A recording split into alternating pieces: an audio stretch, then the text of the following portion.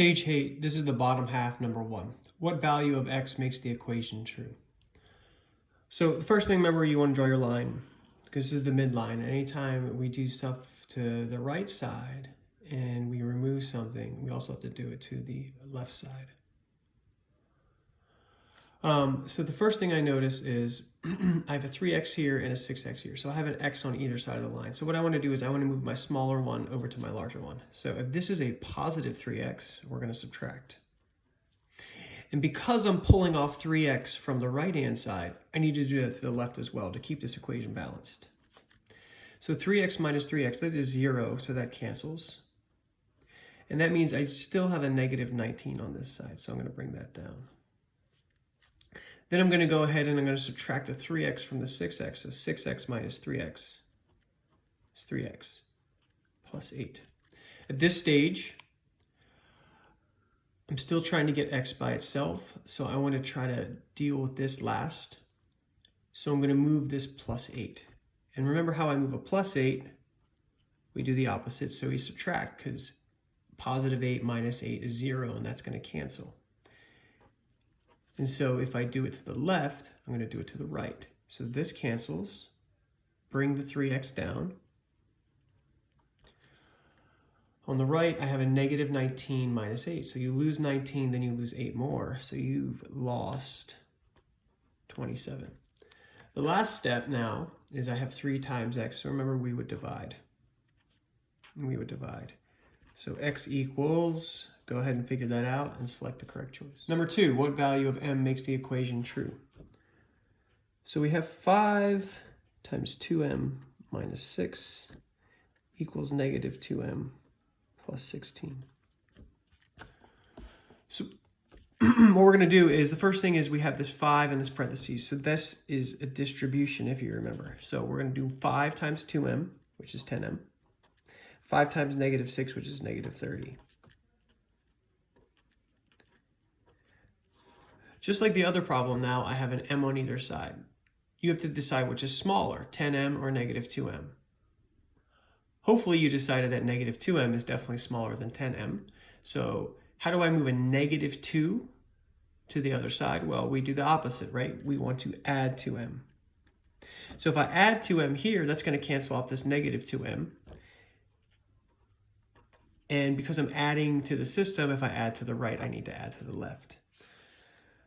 If we look on the right, this is going to cancel. My 16 is going to come down. I don't need to bring down this plus because we assume this is positive if we don't put any sign. 10m plus 2m is 12m minus 30. At this stage, this is a two-step equation. Think about how you're going to move this minus 30, and then think about how you're going to undo 12 times m. Do those 2 steps, solve this equation. Number 3, how many solutions does this equation below contain? So let's go over these choices again, because we've heard it before, but no solution is a problem that looks like this. You get down to it, to the end, and you get something like 4 equals 5. And that's not true. 4 doesn't equal 5, right? 4 will never equal 5. No matter what I want it to happen, 4 will never equal 5. So this is a choice we can have. One solution means we get an answer like t equals 2. So that's one solution. 2 balances this and makes this side equal that side. So that would be a one solution. Infinitely many solutions means we get down to x equals x, or t equals t, or 5 equals 5. Both of the sides of this problem say the exact same thing, and that's going to be infinitely many solutions. So the one choice that we're never going to have is 2 solutions right now, because that only is going to happen for absolute value problems or problems where more than one solution are true, but we haven't gotten to those yet. So right now, this is one that you can just ignore. So in order to do this, in order to evaluate this, we need to solve this problem. And we need to get down to one of those 3 scenarios that we talked about. So the first thing I want to do is I want to distribute this negative 4. So let me write this problem.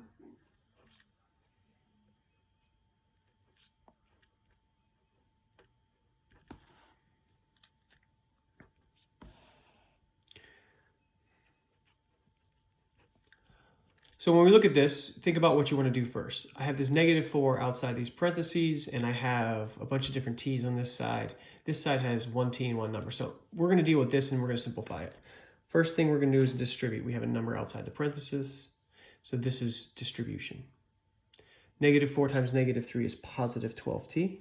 -4 times 1 is a -4. I just brought down my -7t. So now, look, we have a 12t and a -7t. So we can combine that. 12t minus 7t is 5t. Bring down my -4, and that equals 5t minus 4. So now, think about the previous examples. I have the left-hand side is the same as the right-hand side. One of those choices over here that we talked about before is going to be true. Okay, so think about which one that we talked about, which says that both sides are the same. And what does that mean, right? So think about if I start plugging in numbers. Would 0 make this true? Would 1 make this true? Would 2 make this true? Would 3 make this true? Okay, how many choices make this true? Or no choices make this true? Or is there just one number that makes this true? Number 4, what value of b makes this equation true? So 3/4 b plus 3 equals 6 times -b plus 3. So we look here, I have a 6 outside of parentheses, so distribute. And so this should start to become automatic now that when you see this number, you can go ahead and distribute. 6 times -b is -6b. 6 times 3 is 18. We haven't dealt with a lot of problems that have a fraction. When you want to get rid of a fraction, we're going to multiply everything by the denominator in this case, which is 4, because we want to cancel this 4 out. So what we're going to do is we're going to multiply this entire equation by 4. And this we're going to distribute to every single term. Because here's what happens. This 4 and this 4 below, 4 divided by 4 is 1. So they're going to cancel each other. So this is going to leave me with just 3b here. And now I don't have to deal with any fractions. So that's great. That fraction is now gone. Then I'm going to do 4 times 3, which is 12. Then 4 times -6, which is -24b. Then 4 times 18, which is 72. At this stage, we're now at a 2-step equation. And you want to find your smaller b, 3 or -24. Hopefully, you can decipher that, and this would be your smaller. So we're going to go ahead and add it, because we're going to do the opposite to move it to the other side of the equation. So I'm going to add 24 of something to this side. Well, I need to add 24 of something to this side, because we're adding stuff into the system, and we can't unbalance this equation. So this is now gone. I'm going to bring down the 72. 3 plus 24 is 27, plus 12. So now, think about what you're going to do for your last 2 steps. How are you going to move this plus 12? How are you going to undo 27 times b? So think opposites. Go ahead and solve that the rest of the way. And good luck. Find the solution that matches over here, A, B, C, or D. Number 5, which equation does not have a solution? We're going to have to do a little bit of work here. So we're going to need to try to look at these and understand which ones have solutions and do not have solutions. So let me give you a quick example of something that doesn't have a solution. If I get something like x plus 4 equals x minus 4. So let's look at this one with a little critical eye. I have an x here and x here. So that's an unknown, and then I add 4 or I subtract 4. Can you think of a number that I add 4 to and then I can subtract 4 from that would give me the same answer? So let's just do a quick experiment. Let's put 1 in. So 1 plus 4, and that equals 1 minus 4. 1 plus 4 is 5. 1 minus 4 is -3. This is not a true statement. So if we get a scenario where we have the same variable on either side and different constants, well, that's always going to give us an untrue statement. Now, if we get in a situation where we just have different constants, so if we just change this to 2x plus 4 equals x minus 4, well, now my x term is different on either side, and we can always solve these. We can find a solution to this. The only other scenario is x plus 4 equals x plus 4. So now look at both sides. This signifies that I can put in any number on either side, right? If I put 1 in, 1 plus 4 equals 1 plus 4. If I put 2, 2 plus 4 equals 2 plus 4. So when we look at these equations for number 5, well, this only has one variable. That's solvable, so we can cross that one off. Let's look again for any others that just have one variable on one side. C, this only has one variable here. That's solvable. So it can't be A or D or C. Now we need to look at D and B to see what comes up. Let's go ahead and do a quick distribution here. 2 times D is 2D. 2 times 6 is 12. And then we get negative 2D minus 12. Are these the same thing on both sides? No, this is a negative 2D and a positive 2D. We're going to be able to solve it. We have different variables on either side, so that is going to leave us with just one answer. So hopefully you were able to find B to be the correct one here. And what's going to happen with B is we're going to get a negative 8D on this side and a positive 8D on this side and a positive 8D on that side. And we're going to get different numbers, right? This is going to be a positive 7, and negative 4 times negative 4 is going to be a positive 16. So we're going to have 8D plus 7 and 8D plus 16. Well, that's not possible. Number 6, which equation has the solution y equals a? So you have this statement y equals a. So let's imagine for a second that y equals 2. So what does a have to be? Well, a has to be 2. So if we think of this logically, let's just assume that also, in any case, y is 0. So let's assume y is 0. Well, we can also assume a is 0, right? This is going to work for any value of y and any value of a. So what we can do is we can assume that both of these are some number like 2, right?